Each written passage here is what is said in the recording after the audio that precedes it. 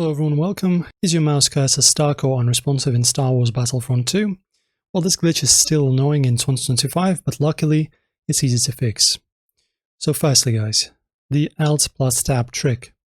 Start the game and wait until you're at the main menu.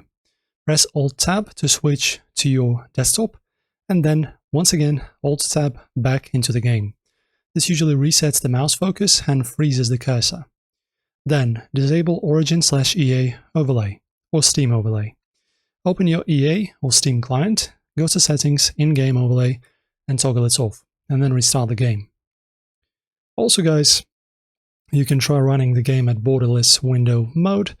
Just go to your settings, then navigate to your graphics settings or video settings, and make sure to set the video mode to borderless full screen and not full screen.